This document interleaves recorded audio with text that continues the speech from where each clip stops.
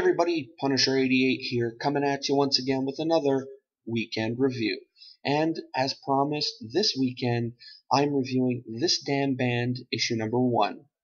So, to those of you who watch my reviews, you guys know that I like to start with the cover first, so let's check it out. Now, right off the bat, yes, I love this cover. In fact, I love it a lot. And I love it for two reasons. The first one being, I love the artwork.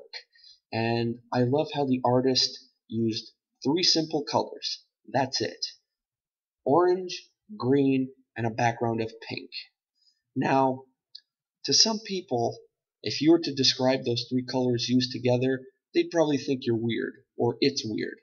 But in this art form, it works beautifully, as you can see. And that all leads me to the second reason why I love this cover. The art form.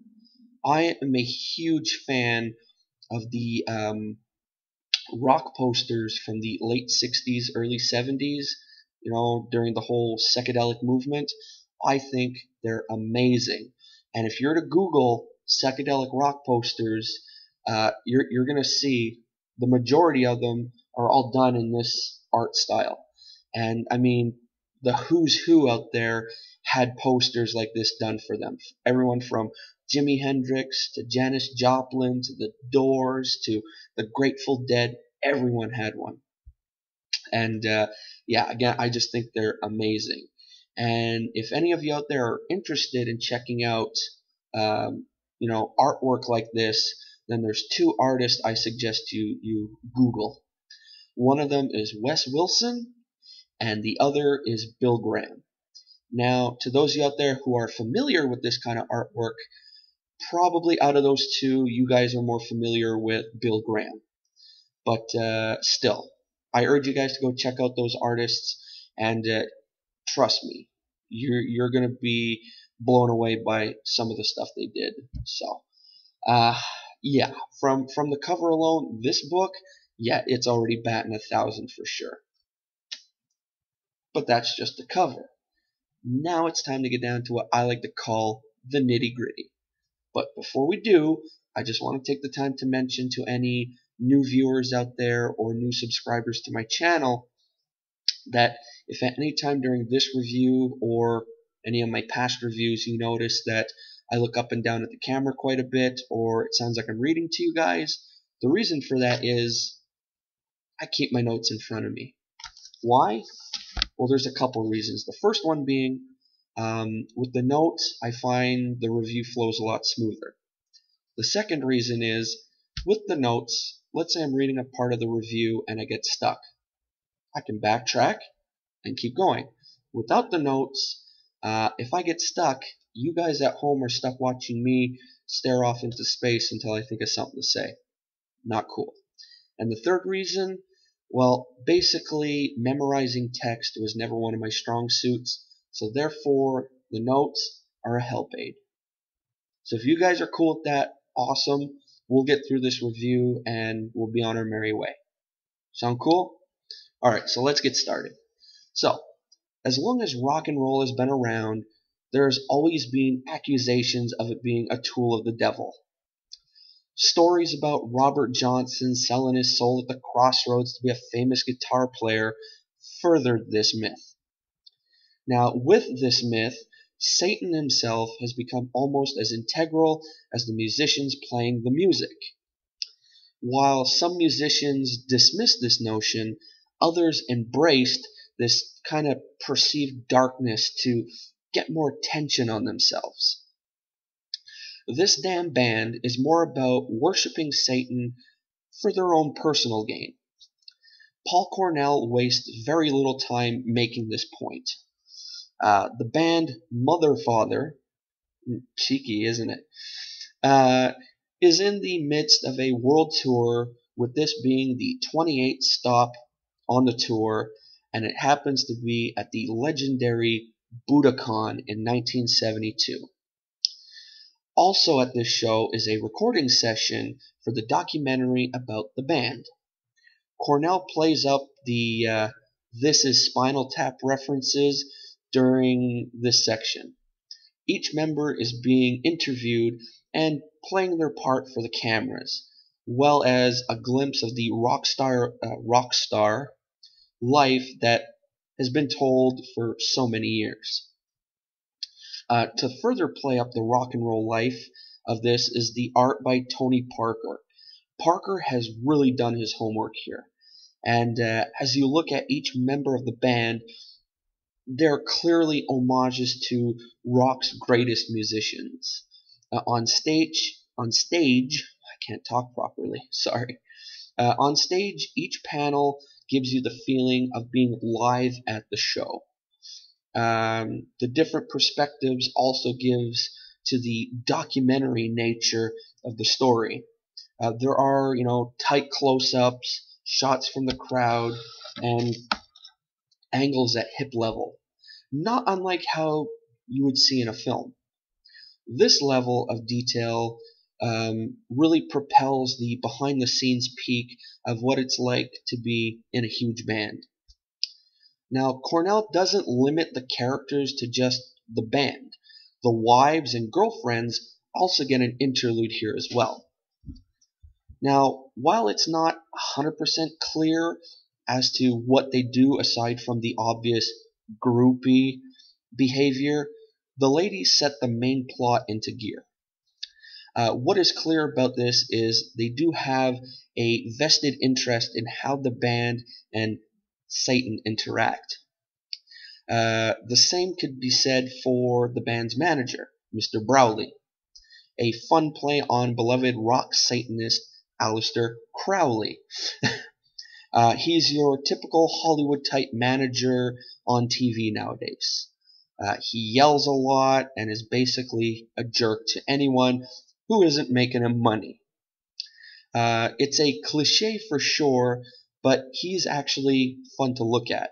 And kudos to Parker for making it look like, slime is dripping off of him. The way Browley is drawn really adds some much needed depth to the cliche part. There's so many references to rock's history, it was really fun to look at. As a huge music fan, having the Budokan be the setting for this opening issue, I think was super cool. Cheap Trick's seminal Live at Budokan is a major staple in my music collection. And to see Mother Father at the peak performing there, it's hard not to think of that album. I mean, as well, even the members of the band resemble rock icons. One, such as Robert Plant, who played with Jimmy Page in Led Zeppelin. And in an ironic twist, Jimmy Page once owned a house previously owned by Aleister Crowley. These fun background details really give the band aspect of the story some much needed credibility, as if they really were part of the 70s. It's the perfect blend of rock's larger than life status and comic book sensibilities. Now, it's not all good. Bear with me. One criticism I have to mention is the, fly on the wall nature of the book. Excuse me. Now, while it does enhance the writing of the book, it does no favors to the art. If this were in motion like a film, it would play out a lot better. Mostly, though, it's very difficult to tell people apart, and objects are really obscured to the point of confusion. I mean, one such example is when the ladies are talking about reading tea leaves. It took me about 3 times to really understand that it was a candle that was being lit in the scene. I attest this to, the odd angles that are seen throughout the book. Excuse me. If this had been, a straightforward approach, it might have been clear in presentation. However, when the focus is on individual characters and wide shots, it's very easy to understand what is happening. It really did throw me off balance and force a few rereads, which is something I normally don't need to do. That is not to say the art doesn't have wonderful moments. It just wasn't consistent page to page. The lack of cohesion really took me out of the story for those specific moments. I thought of it much like a deleted scene added back into a finished film. All of the elements hinted at throughout really come to play in the final pages of the book. After a semi-decent performance, the band gets a surprise visit from someone who's, their biggest fan.